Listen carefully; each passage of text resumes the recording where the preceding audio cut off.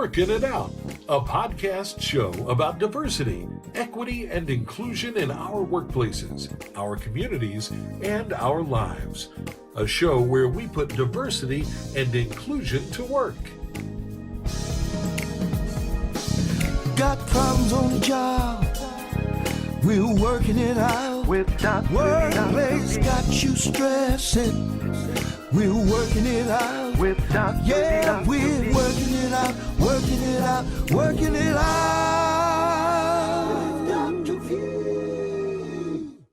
Hi, I'm Dr. Vanessa Weaver, your host of Working It Out, the show where we put diversity and inclusion to work. I want to ensure that we're all on the same page when we talk about when this show uses the term diversity, equity, inclusion, because sometimes people ask me, well, what does that really mean? So I kind of have a simple way for you to think about it. Diversity is being asked to the party. Inclusion is being asked to dance. And equity is making sure that you can get to the party. Michelle Obama, our former First Lady, recently openly acknowledged that she often experienced imposter syndrome. And that's going to be our topic for the show today. Her sharing that sparked a tremendous conversation about imposter syndrome and what it really means for a Black woman, for people of color, for other diverse equity, for other diverse cohorts, and also just people in general. Imposter syndrome is really characterized by self-doubt, when you often have this fear of, are you good enough? Will people really discover that you're not as connected or you're not as on top of this topic as you thought you were? And individuals grapple with these thoughts, and particularly when people of color are faced with this, they wonder, am I just really here because of affirmative action? And many times people have said that, so we often sometimes really believe it. So the problem with the imposter syndrome is not that you ask the question itself, because for many people, in fact, the data says that 70% of us will raise that question to ourselves. Well, am I really ready for this job? Am I really good enough for this job? The challenge with imposter syndrome comes when that becomes a habitual habit, when you really become so obsessed with it or so soar with it that it immobilizes the choices you have and pursuing other opportunities. And I can tell you for over 30 years, I've been coaching in corporate America, and this is a real topic. So people sometimes think these titles mean little or nothing, but I can tell you that imposter syndrome is real for a lot of us. And so at some juncture in our lives, after we've experienced this, we need to take a pause and say, hey, is this a problem for me? Is this something that I need to get some coaching and some advice on? So in today's show, we are really excited to have with us the renowned Iyanla Vanzant, an incredible woman that I just admire and have a tremendous respect for. As many of you know, Iyanla executive produced, and starred in her own show, Iyanla Fix My Life, for over 9 years. And she coached not only celebrities, but everyday people. And not only was she in that top rated show, but Iyanla is a prolific author. She has written over 19 books, sold 10 million copies, and those books were translated into 26 languages. So she's not only read in the United States, but she is known all around the world. And she is a force for good, having impacted so many of our lives. So on today's episode, Iyanla will delve into her perspective of the imposter syndrome. And sometimes people call it different things. So, we might slide into some different terminology. We'll help you with that when we do that. But Iyanla is going to talk to us about her take on the imposter syndrome, and also not only how it shows up, but also she will help give some suggestions to many of you who might be experiencing that. So Iyanla, I just want to say thank you for coming to the show today. Yeah, thank you for helping us work it out, okay? Because when you gave your definition and you said diversity was being invited to the dance, inclusion was being asked to dance, I said that equity is being able to eat at the dance, that they pass the hors d'oeuvres by you. Uh, well, you know what? I'm going to make sure I include that. I like that. Anything with eating, I enjoy it. Iyanla, before we delve into this imposter syndrome and how it shows up and what people can do about it, I would just love for you to share with me and our audience what motivates you to engage in this kind of work, where you coaching individuals to be our best selves and to making really some informed decisions about how we're going to live our lives. I guess I could ask That's you, a what's your big why? question. Probably because I'm crazy, but Well, that's our secret, Iyanla. We're not telling the world about that. well, I am a lawyer by training. Mm-hmm. So it's always been for me about supporting people and moving through difficulties. Mm-hmm. My deepest desire in my heart was always to be a nurse. I wanted Oh, to be a nurse. I didn't even know And that. yeah, I wanted to be a nurse. I went to nursing school for one day, not even one day, maybe 3 hours. And in my classroom, I was sitting in the lab, and there were little baby pigs in a jar. And I said to the instructor, "Is there ever going to come a day when me and one of those pigs have to interface with each other?" And she said, "Oh, yes." And I left. But, Vanessa, it was really a calling. I guess when your purpose unfolds in you and you just take one step after the other in your purpose, it Mm-hmm. blossoms. I didn't start out doing this.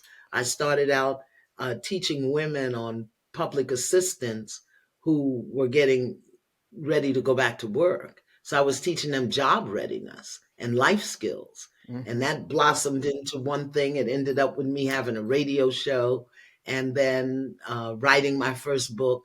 So again, I know it's my purpose. I know I am on purpose, and I just follow God's direction and do as I'm told most of the time.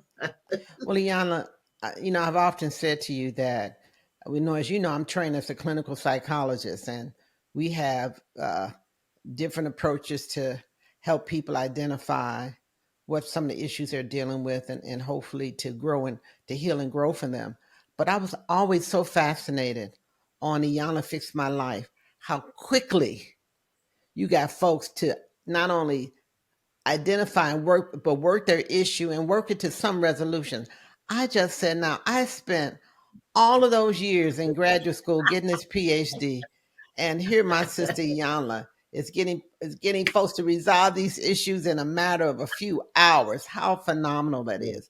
But it was clear to me it was a gift, and yeah, and I just it is. appreciate the way you've chosen to use that gift to help others. So let's get into this imposter syndrome. What's your perspective on that? Do you believe that there is an imposter syndrome? Oh, Syndrome? absolutely. I experienced it myself when my daughter Jamia died, Mm, and I'm saving everybody in the world, and I can solve this problem and that problem, and I couldn't save my own child. So it mm, really made me doubt, myself, my capacity. What am I doing? And it didn't help that other people were saying that on social media. That didn't help either, you know. And the thing that I know is that whole notion of I'm not good enough, I'm not doing it right.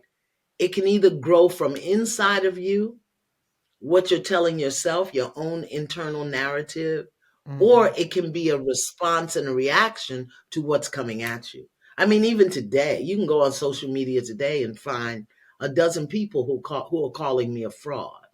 She don't know what she's doing. She's a fraud. She's not this. She's not that. But it doesn't bother me anymore because I had to walk through that experience after Jamia died. So Well, it's can you? real. Well, when you say you had to walk through that experience, and of course, you and I was involved and connected to you with you through all that experience, and the pain that I felt, and I know it was not the pain of a mother, was just tremendous because Jamia was so brilliant and so kind, and really a full partner with you in your business, and so Yeah. to lose all of that in a daughter, I just couldn't comprehend the pain that you must be feeling. So how did you walk through that? And No, you said you had to walk through it. Talk a little bit about how you walked through that Well, that's imposter just what I syndrome. did. Walk through it. And as you said in your opening, very often that those thoughts, that narrative, those feelings can become debilitating. Mm-hmm. And, it's funny because one day I was having, just a total breakdown about I'm not doing this anymore. I can't do this anymore. I can save the world and couldn't save my daughter and blah, blah, blah. And I heard so clearly from within myself, Iyanla, if they don't know that you can't do what you say you can do, then you're smarter than them anyway. Keep walking. Mm-hmm. So Well, thank, I thank. just kept walking. I am so you know, thankful. I just kept walking. I I'm went so to the thankful next you. speaking engagement. I did the next workshop. And the other thing I really embraced, for me, I embraced a Buddhist principle. My dear friend, Reverend Michael Beckwith, said to me, Iyanla, for the next year, do everything in her name. If Mm-hmm. you're not good enough to do it in her name. And Mm-hmm. so everything I did in Jamia's name. I did Ah, for her. I did because she supported it. I did it the way she would have me do it. And that's really how I got through it. So fast forward 20 years later, when I lost my second daughter, last year, I knew how to do it because the same feelings came up. The same thing came up. And it's like, here you go again, saving the world, fixing people, fixing lives, and your daughter dies alone in her apartment. And the first thing I said to myself was, it's not going to stop me. mm-hmm. It is not going to stop me, you know? So again, I think that you got to navigate and negotiate what comes up from your internal landscape. Right. And then you have to really tune out what's coming from you to you from the outside. Because sure enough, when I went to my Instagram page, there were people. See, I told you she was a fraud. She Mm-hmm. can't even save her own children. Mm-hmm. Well, And I I said, really, yeah, really thank you for sharing such a personal story, and it's still so fresh and new, and I guess it will always be fresh and new. But one of the points you talked about was the fact that you felt like you could save everybody. Here you were saving everybody, and when it came to your daughters, other people were saying this that you couldn't save them, although they had some real medical issues, and you never yeah, said you were God, right? no, So, but we won't no. even get into that. But one of the common characteristics of the imposter syndrome, and I think this is really unique to powerful women, to Black women, is this superwoman piece that we're socialized and raised to believe that we could be all things to all people and we can solve all of these problems and issues. And when you get into imposter syndrome, they talk a lot about that being true for us as women. And I know when we look at these archetypes for Black women, the superwoman is a pronounced one for us, but it's also Yeah. one for women in general. So talk a little bit about that. Have you seen this superwoman Yeah. archetype And be? I resigned from that committee. I no longer serve on the Superwoman committee. Oh, good for you.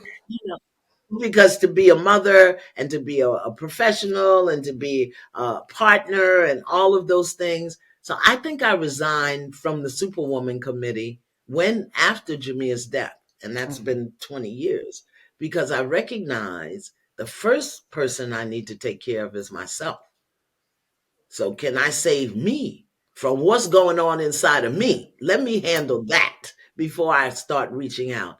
And Yeah. then the other thing that for me, resigning from the Superwoman committee was building my no muscle, building my no muscle, Say a learning that little bit I of have building your, excuse me, Yana, you said building your no muscle. no, my no muscle. Oh, How to N-O. say no without the Oh, guilt. Yeah. yes. No. I had to build my no muscle. I had Okay. to learn that I have a right to say no. I had to learn that I can choose when to say no. I can choose who to say no to because that without the guilt, without the guilt. But once I took off the superwoman cape and recognize that's not my job.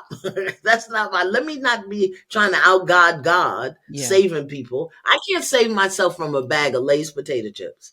You put a bag of Lay's potato chips in front of me and I can't save myself. So why am I trying to save human lives? That's my confession, Lay's potato chips. And we're not being paid to endorse Lay's potato chips, by the way. So Yeah, so I couldn't. So I had to learn to say no. yeah. No. And develop that checkpoint inside. And sometimes I say no because I don't want to. So Iyanla, I love the your sharing how you made your personal, how you walked through it, right? How you worked it out in your Yeah.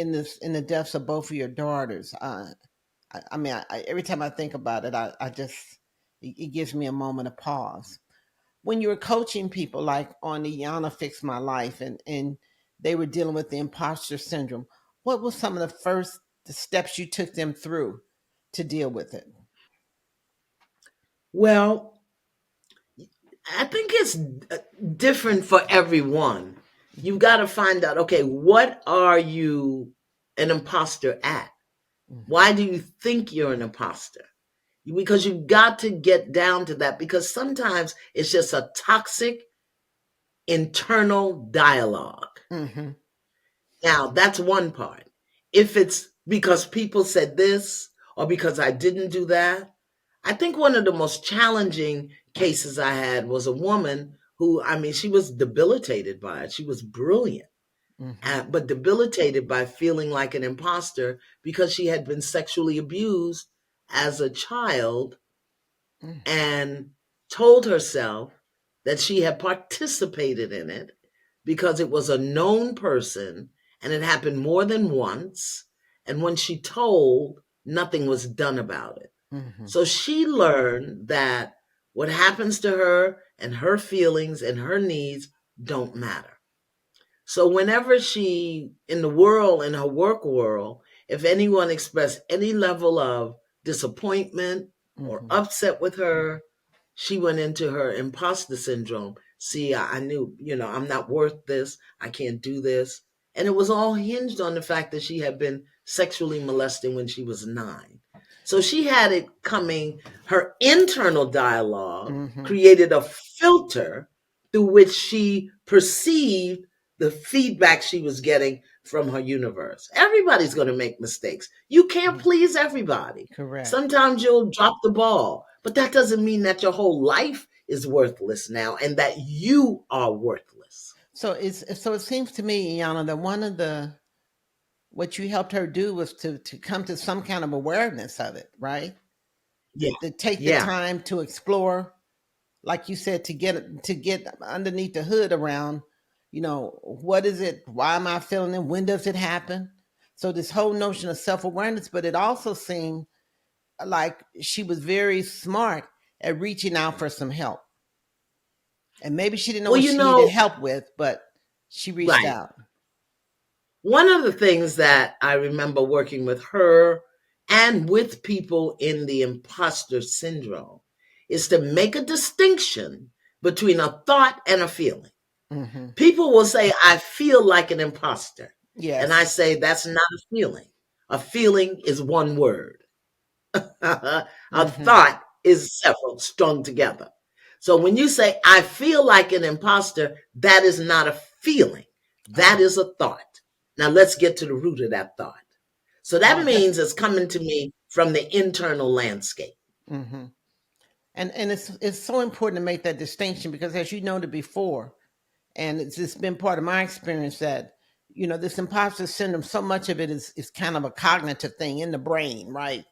Kind of your mindset, and oftentimes Yeah. people can't distinguish what they're thinking versus from what they're really feeling. So how do you help them separate that?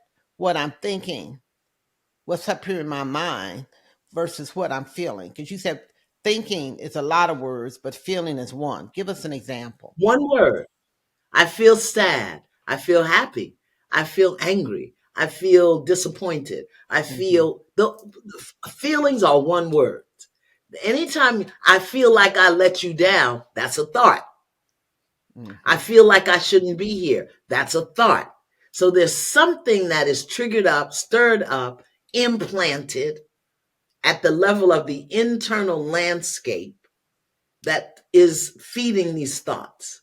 So the first thing you want to do is make a distinction between what are you thinking and what are you feeling. Okay, so I that feel, I think I'm an imposter, and that Mhm. makes me feel what? You're an imposter. How do you feel about that? Wow. So Iyanla, now they've been able to make this distinction between a thought and a feeling, right? Then what do they Mhm. do next with that? Well, How do feelings you are work it out usually, with them on that? a feeling is usually triggered by a memory. Hmm. There may be a traumatic memory. It may be a program memory. And you have to investigate the feeling. Hmm. You have to. You got to trace it back to its origins Hmm.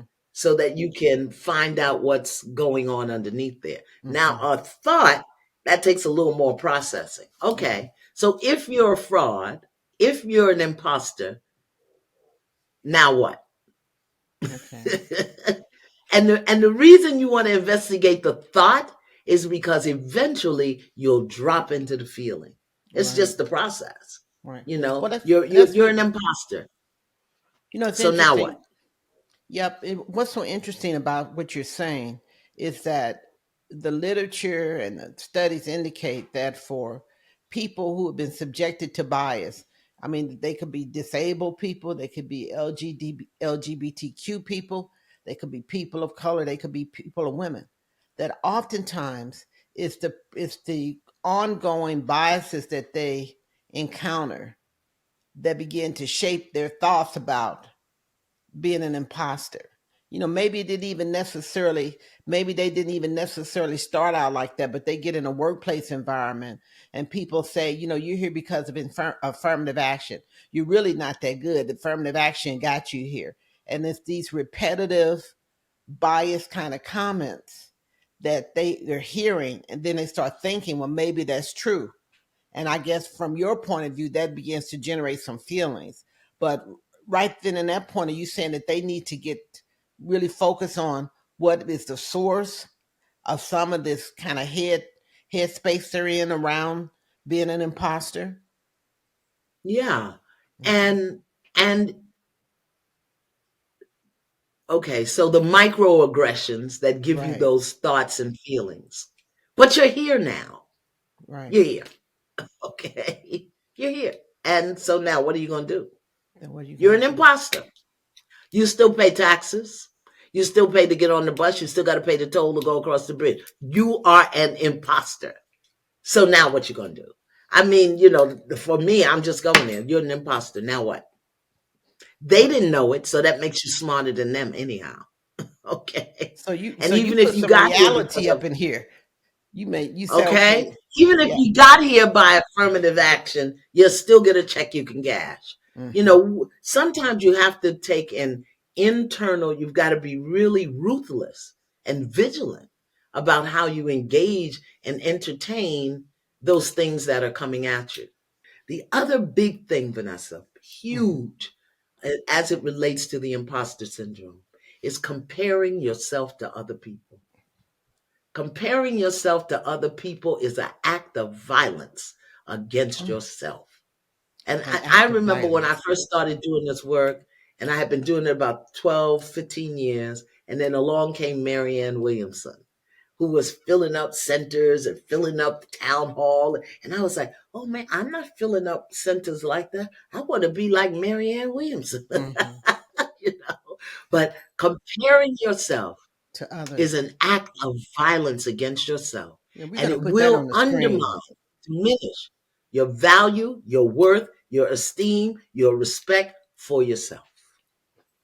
Well, Iyanla, I tell you, it seemed like we just started talking a couple of minutes ago about this whole Yeah. imposter syndrome. And there were several things you said I want to just kind of touch base before we close out today. And one is just even creating the self awareness that you're struggling with Yeah. something that is more than just every now and then question or thought, but it's really impacting how you choose to live your life. And then you talked about, making a separation between what you're thinking and what you're feeling, and the importance of that. And then you talked about really identifying and connecting with what your self-worth is, identifying, what are those things or what are people saying and doing that are coming against you, and how do you step back and push back on that, push back on those things that aren't true, and then not comparing yourself to others, because that's an act of self-violence, or that's an act of violence against yourself. I just feel that those points were just so powerful and will be so helpful to our audience. So on behalf of our Working It Out crew, I wanted again to thank you, Iyanla Vanzant, the renowned Iyanla Vanzant. And I'll close with my typical saying, have a be happy week, and let's work it out together. Bye-bye. Got problems on the job, we're working it out. Workplace got you stressing, we're working it out. Yeah, we're working it out, working it out, working it out.